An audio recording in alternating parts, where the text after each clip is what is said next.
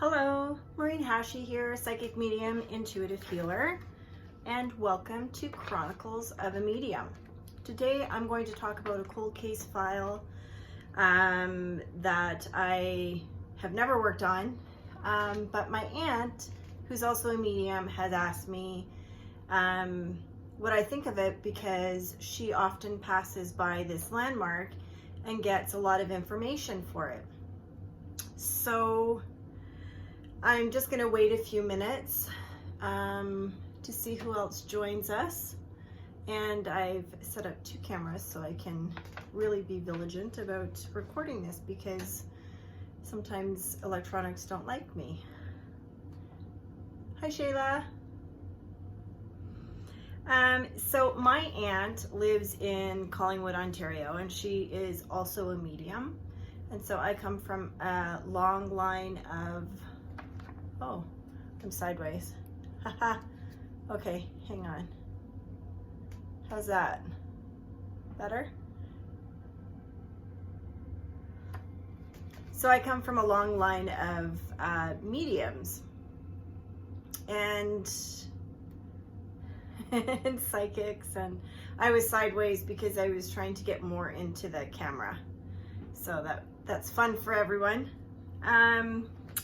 Yes, so this young girl was 13 years old when she was murdered. And so what I'm gonna do today is I'm just gonna do a little bit of mediumship reading with you guys so you can see sort of what a mediumship reading looks like. I don't have any confirming evidence because I didn't want to look anything up because I want to keep it authentic. So if anyone out there is a true crime buff and you want to look into this case and you find things out, please by all means contact me, and I'd be happy to hear what you found. So on May 27th, 1903, a 13-year-old girl named Gloria Whalen was walking to her school, and I guess she lived about 30 minutes away from the school on a farm with her parents. And she took a shortcut and went through a wooded path like she'd always done, except for this time she didn't make it to school. She was murdered. Now, interestingly enough, I'm just going to show you a picture. Here is a picture of the memorial that has intrigued my aunt that she's walked past, and the little girl really speaks out to her. And right on the memorial, also very interesting, is that other psychics have read for this, I guess, and so I'm not sure what has come up for them. So I'm just going to go through the things that came up for me and how the impressions came through. So like I said, she was 13 years old, and it was a popular side road. It wasn't like it was secluded or that it wasn't often walked on. I mean, there's lots of traffic, lots of people. And she was found, I think, a day later in the thicket, all her clothes on, her arms folded, and a gunshot wound to the head. Now, I understand that that's what that says, but that's not the energy that I'm picking up. So what I saw was, on this particular day, she did not want to go to school. I feel like there's a little bit of procrastination for her, that she was hesitating to go to school. And that her mom, insisted, it's time to go, you gotta go. So she was, dragging her feet and going because she felt very nervous. As she goes into this wooded area, which is a shortcut, I think, to the school. I'm not familiar with the area or the case. This is just what I'm seeing in my mind. So she goes into this wooded area and her heart starts racing and she's starting to feel overwhelmed, and I can see through the wooded area. Now, keep in mind, this is May I'm not sure the date, May 27th. So end of May, almost June. And in Ontario, it gets super, super hot. So it might have been a warm day, but she feels like chilled, like she's got goosebumps. So she's hesitant and she's finding fear rising up in her. So when I'm looking through her eyes, what I see off to the left is a gentleman about 5'10", having dark brown hair with a hat on. He seems to have a white t-shirt on of some sort. Looks like it goes under something.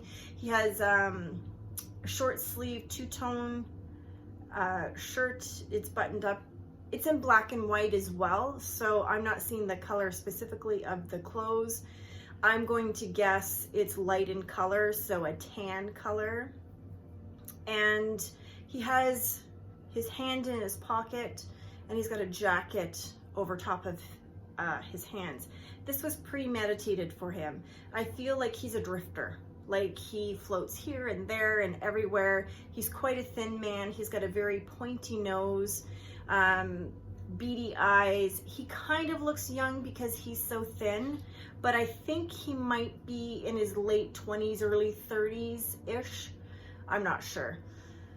And she's familiar. He looks familiar to her, so she's not super overwhelmed necessarily, but she knows that it's not a good thing. And he shows me that, because I think he's obviously passed on now, because I mean, it was a bazillion years ago in 1903.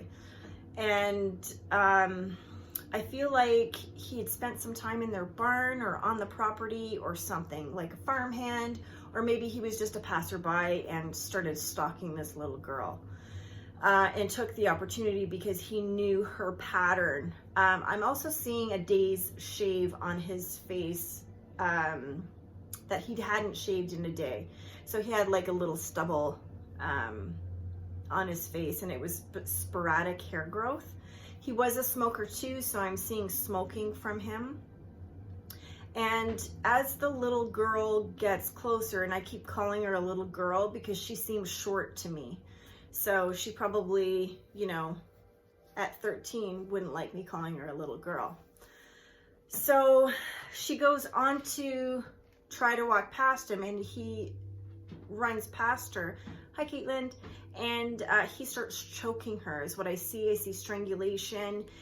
She's having a hard time breathing, and she's starting to feel very overwhelmed. Now, this little girl was a scrapper. You know, I believe that she would have had defensive wounds on him, and she would have had some DNA in her fingernails if at the time in 1903 DNA would have been a thing. So I'm not really sure about that, but it's all very crazy what I'm seeing. And then I am seeing a sexual assault of some sorts. I don't want to go into the gory details of what I'm physically seeing, but she is definitely struggling. I'm also hearing that there's some sort of, he had other intentions for her. Like I feel like he was taking her somewhere or wanted to take her somewhere, but she was very combative, very resistant. And according to this, she died of a gunshot wound. And I feel like that might have been true. He might have shot her. But I also feel other things. Like I feel a head injury, the back of her head. I do feel scratches on her face from probably the whiskers on his face, or from debris on the ground, or a combination of both, because she was struggling to get away. There is a pain in my sternum, so there's something wrong with her sternum. So, you know, he could have knocked the wind out of her or hit her or something. And so when my aunt walks past this memorial, I guess the little girl calls to her often. And she'd asked me probably about 6 months ago to give this some time. And I had some weird resistance with it. So the resistance could be part of my aunt's resistance because, you know, she's a medium and she doesn't necessarily embrace her gifts, but she knows she's a medium. It could be the family's resistance to not wanting any more psychics working on this case because of the misleading information that was given back then. I'm not sure about that. But I do know the little girl, for me, has stepped forward. And so when you see me pausing, I'm just listening to the energy that's coming through. I do believe that she really struggled. I feel like he put her clothes back on. He did stage her. And there's tons of anxiety around her. Lots and lots and lots. And like I said, she can't breathe. And for some reason, her mouth was really, really dry. So I'm not sure what that's about, if her adrenaline had made her parched or if she was already dehydrated. The other interesting thing is that I think the mom had, a lot of guilt because she had forced her to go to school, or there was some sort of unfinished business or something with the mom. She's also very specific what she wanted on her headstone or memorial, if they had them. I feel like information was left out on purpose because the police wanted authentic information coming through. So, man, I would so love to just get into the nitty-gritty of this case, but I really don't have much information other than what the girl is showing me. I do feel like a period of time had passed, so either like, a 24-hour period or an overnight. It doesn't really say on this memorial. So again, I'll show you the memorial, and I will post a link if you want to look at this picture. My aunt took the picture, so I do have her permission to share the picture, although I won't be naming her. And so she was just concerned that the girl is okay. The girl has obviously worked through a lot of her earthbound energy because she's been passed on for so long. But there is a time of acknowledgement that she is requiring, So I have said a little prayer for her and asked the angels to assist her on her healing journey in the afterlife, And it's very interesting because when she came through this morning, she was like very strong, very like, this is what happened, very matter of fact. And the details really, are misleading from what you read to what she's saying. So I can understand why other psychics have had a hard time because of the physical evidence, perhaps. And maybe, back in 1993 or 03, they didn't have a good way of doing things. I feel like that the crime scene or the pathway had really been disturbed, so that any physical evidence would have been destroyed, and it would have been hard to determine who murdered this girl. I think that they had some people, they might have even had the guy in custody, is what I'm seeing. And I'm also getting the name like Anthony or Antonio or something along that lines. So either there's a connection to the girl with this name, that it was part of her family members and he's trying to come through, or it was the perpetrator who had murdered her and his name was Anthony or Antonio, or he had a relative of that name. The other thing that she was showing me is the pain in her head. So the pain in her head that she did show, it could have been from the gunshot. So she could have still been alive when they shot her. But I feel like, and I'm saying they now, so there might have been another person involved. And I'm not getting a description for him. So yeah, she's definitely showing me like a blunt, sharp pain in the back of her head.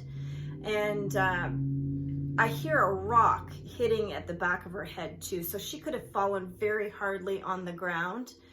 And this would have been very disturbing for her and scary, you know, as a 13-year-old girl, knowing that this very skinny guy who was very strong overpowered her. And yeah, I don't know if there was any rape kit done on her or if it existed back then. I think they assumed because she had her clothes on and she was neatly packaged, that she had her hands, you know, across her chest, that there was no sexual assault. And maybe they looked and maybe they didn't and withheld that information, but she showed me repeated offenses in that regard. So the other thing is she's saying something about her lungs, like she was winded. I think she was running, something with her lungs. So if there's any police officers out there watching this and or watch later, please feel free to look up this case and let me know some of the details that have come through, and then I can even expand on some of the stuff that came through.